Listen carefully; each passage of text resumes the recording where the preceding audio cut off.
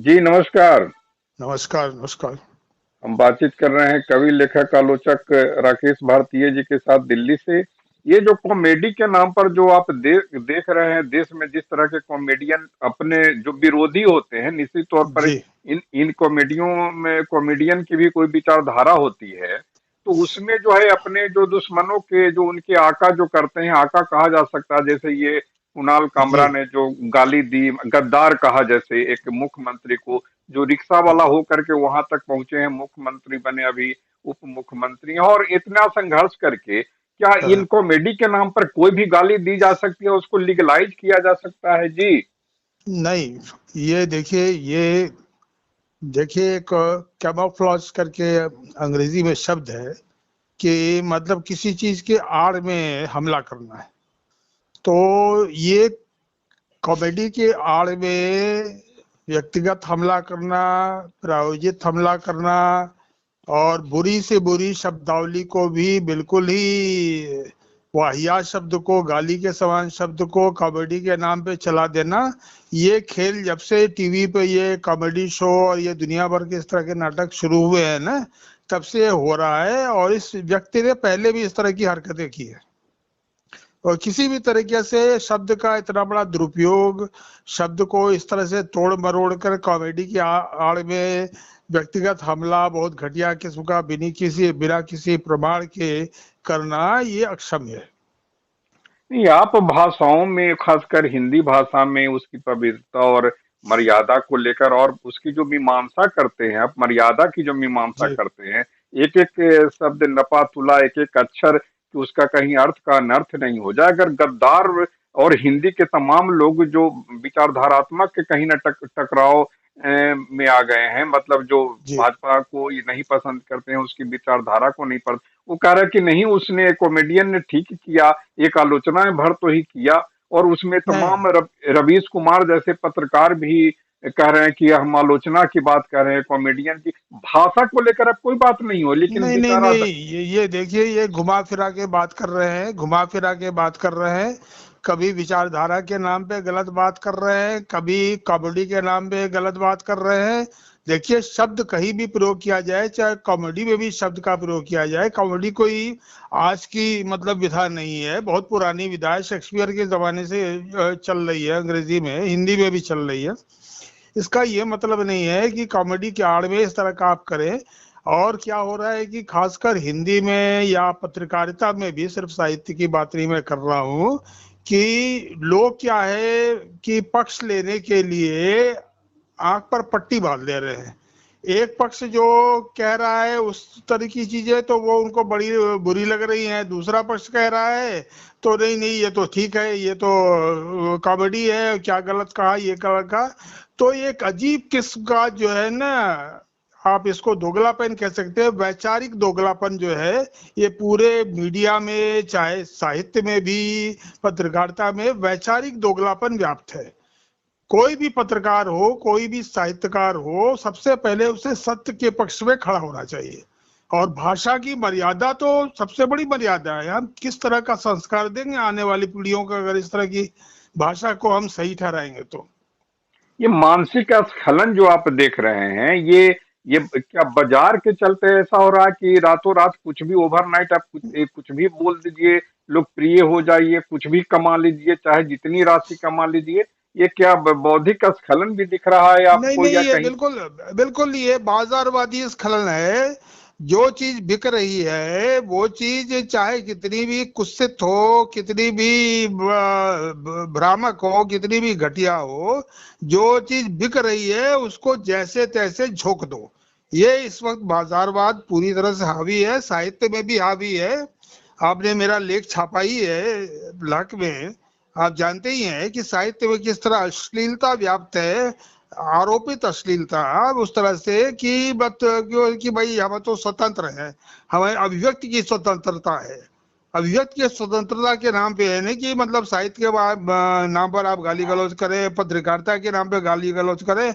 ये अभिव्यक्ति की स्वतंत्रता नहीं है, ये अभिव्यक्ति का दुरुपयोग है। ये यह भी देखते होंगे कि जैसे कपिल शर्मा टाइप जो कॉमेडियन है, पूरे अपने प्रोग्राम में रति क्रिया, जो कि वामन जैसे लोगों ने एक विधा और उसके काफी गहरी मीमांसा की थी। पूरे जी। शारीरिक क्रिया प्रतिक्रियाओं को लेकर वो पूरे कॉमेडी शो में चर्चा होती है, लगभग घंटों घंटों होती है और लोग उसका मजा लेते हैं और तालियां बजाते हैं कपिल शर्मा के शो में। ऐसी क्रियाओं के बारे में, पति पत्नी या प्रेमी प्रेम का, माने शारीरिक क्रिया, नहीं दैहिक क्रिया के बारे में ही सिर्फ नहीं नहीं, उसको कह देखिए, दिया गया है कॉमेडी। नहीं, मैं आपको एक बात बताता हूँ कि अगर कोई इस प्रकार की क्रिया की बात कर रहा है, तो जो भी थोड़ा बड़ा हो गया, जो भी मतलब वयस्क हो गया, वो उसको जानता है बहुत अच्छी तरह से। और मुझे याद है, राजेंद्र यादव ने हंस में एक कहानी छापी थी। उस कहानी में एक महिला लेखक, मैं तो दंग रह गया कि एक साहित्यिक पत्रिका की महिला लेखक बाकायदा उस अंग विशेष का वर्णन कर रही थी, पूरी कहानी इस पर थी। तो आप ये सोच लिए, साहित्य में हो, चाहे पत्रकारिता में हो, चाहे टीवी शो में, वो है कि भाई इसको लोग कुत्सित विचार के लोग पढ़ेंगे, और खासकर जो अभी वयस्क नहीं हुए हैं, संधि पर हैं, किशोरावस्था और वयस्कावस्था, उस तरह पढ़ेंगे, जुगुप्सा जगेगी और हमारी चीज बिकेगी, चाहे वो पत्रिका हो, चाहे अखबार हो, चाहे टीवी शो। एक जो क्या रुचि भ्रष्ट कर दी गई है, आपको ऐसा भी लगता है कि रुचि इतनी भ्रष्ट कर दी गई है कि आप माधुर्य शब्दों का, जो मधुर शब्द हैं, जिसमें सौंदर्य बोध है, उन शब्दों को एकदम तिलांजलि दे दी जा रही है।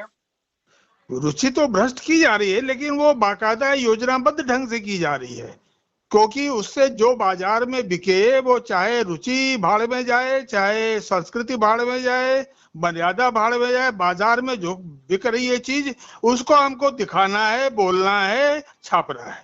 ये चीज ये आज से नहीं चल रहा है, ये इस चीज को करीब 25-30 साल हो गए।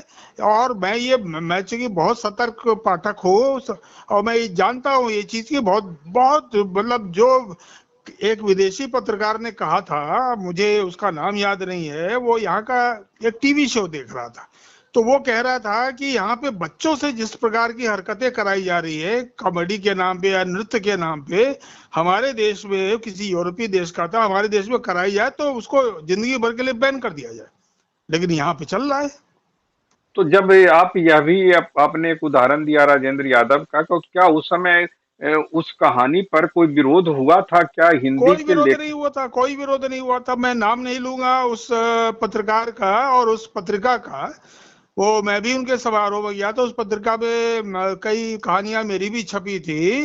वो एक बार मेरे को मिले वो समारोह में, जो उसके स्वामी प्रकाशक मुद्रक जो भी थे, तो दुआ सलाम हुई। तो मैंने कहा, भाई ये जो कहानी आपने छापी थी पिछले अंक में, आप ये बताइए कि क्या आपने पढ़ के छापी थी? तो उसी प्रकार की थी, उद्दीपक कहानी थी। तो थोड़ा मुस्कुराए और कहे, हाँ मेरी माँ भी यही बात कह रही थी कि नहीं, ऐसा नहीं होना चाहिए। तो माँ बात कर रही हैं, उनको भी मालूम है कि ये चीज गलत है, लेकिन छाप रहे हैं, चूंकि यादव जी छाप रहे हैं, फलाने जी छाप रहे हैं और बेच ले रहे हैं। तो ये है, यही मनोवृत्ति है। तो क्या यह भी आपको लग रहा है कि चूंकि अंग्रेजी भाषा के ये सब जितने भी सो कॉल्ड कॉमेडियन हैं और वो कल्चर को बहुत फॉले हैं, उसी में जीते और मरते हैं 24 घंटा की जगह 25 घंटा, तो क्या हिंदी चूंकि बहुत ही एक गरीब भाषा अगर उसको कह सकते हैं, उनको जिस रूप में चाह रहे हैं वो रौंद देना चाह रहे हैं? नहीं, मैं इस बात से सहमत नहीं हूँ। अंग्रेजी को दोष देना बेकार है। अंग्रेजी बहुत सीमित भाषा है। जो भाषा के जानकार है, मैं अंग्रेजी में भी लिखता हूँ और बहुत लिखता हूँ। हिंदी उसकी तुलना में बहुत समृद्ध भाषा है। हिंदी में एक शब्द के 5 वेरिएंट है, अंग्रेजी में मुश्किल से 2 मिलेंगे आपको। ये हिंदी और अंग्रेजी का सवाल नहीं है, किसी का कॉपी करने का सवाल नहीं है। जो भी इनके काम आ जाए उद्दीपन वाले इनके प्रोजेक्ट में, उसका काम ले रहे हैं, शब्दों को तोड़ मरोड़ के छाप रहे हैं, स्पेलिंग बिगाड़ के छाप रहे हैं। ये खेल चल रहा है, बहुत दिनों से चल रहा है। नहीं, इसमें कहीं ना कहीं आपको लग रहा ना कि अगर इसके माधुर्य को या मर्यादा को बचाना है, तो किसको आगे होना? आप सिस्टम को तो गाली दे रहे हैं, जो सिस्टम में जो आदमी हैं ये उन्हीं को तो गाली आप दे रहे हैं, तो अब फिर देखिए, और मैं बहुत बार लिख चुका हूँ, आपकी पत्रिका में भी लिख चुका हूँ और जगह भी लिख चुका हूँ, मेरे तमाम लेख इस बारे में हैं। ये जो चुप बैठे हैं लोग ना, जो अपने घर में बैठ के कहते हैं हाँ ये गलत हो रहा है, लेकिन चुप बैठे हैं, बोल नहीं रहे हैं। उसमें साहित्यकार हो, कलाकार हो, अगर एक कलाकार ऐसा कर रहा है, एक साहित्यकार, एक संपादक, एक पत्रकार ऐसा कर रहा है, तो 10 लोग हैं जो कि जानते हैं कि ये गलत है, लेकिन वो बोलेंगे नहीं। ये जो चुप्पी है ना, ये कायरता जो है ना, ये बहुत घातक है संस्कृति के लिए। एक आखिरी सवाल, जो ये मजा लेने वाले लोग जो हो गए हैं, वैचारिक स्खलन वाले लोग या विचारधारात्मक वाले लोग मजा लेते हैं, चाहे क्या उनका कोई अब आपको लग रहा है कि कोई उत्कर्ष नहीं है भाषाई तौर पर, मर्यादा के तौर पर, भाषा की पवित्रता के तौर पर? तो चूंकि ये मान चुके हैं कि यही सत्य है, उसी में वो अपने आप को देखने लगते हैं और जीवन का पूरा मान लेते हैं कि यही जीवन है दरअसल। देखिए ऐसा है ना, किसी बंद पानी जहां पे बह रहा हो उस नाली में, उसके करीब जाके देखिए तो उस काले पानी में आपको बजबजाते हुए कीड़े दिखाई देंगे। हमारी तरफ में, उत्तर प्रदेश में उसको ढोला कहते हैं। ढोला उसी में खुश है। उसको आप साफ पानी में रख दीजिए तो वो खुश नहीं होगा, वो दुखी हो जाएगा। क्योंकि ये वही लोग हैं, उसी उसी मनोवृत्ति के लोग हैं। और इससे ज्यादा मैं क्या कहूँ। तो तो कविता में तो बहुत लिखता हूँ, आपने बहुत छापा भी है। ना कुछ ऐसी दो चार पंक्तियां ही इस पूरे सामयिक घटना को लेकर और नहीं, अभी तो ऐसा कुछ याद नहीं है, लेकिन कविताएं मेरी बहुत है इस पर, बहुत स्खलन पर, वैचारिक और दो दो सांस्कृतिक लाइन स्खलन। भी, दो लाइन चूंकि आपके नहीं, जो। अभी अभी अभी याद नहीं है। आप अभी याद नहीं है। अब तो आप तो लहक में छापते ही रहते हैं बहुत सारी ऐसी कविताएं। सांस्कृतिक जो स्खलन है उस पर मैंने बहुत लिखा है, कविता के रूप में और लेख के रूप में भी बहुत लिखा है। आपको मैं याद दिलाना चाहूंगा, अगर आपने पढ़ा नहीं है, मेरी पुस्तक में वो है वो संग्रहित वो लेख। वागर्थ पत्रिका में आपकी शहर कोलकाता में छपी निर्भया कांड के बाद मेरा लेख था, सांस्कृतिक शरण के उत्प्रेरक। जी और जी। उसमें यही बात थी, यही बात थी, ये सांस्कृतिक शरण के जो उत्प्रेरक है, ये भी जो हो रहा है ये उसका उत्प्रेरक है, और उसका एक वो पहचान भी है। जी, तो बातचीत के लिए आपका बहुत बहुत आभार। नमस्कार। नमस्कार, नमस्कार।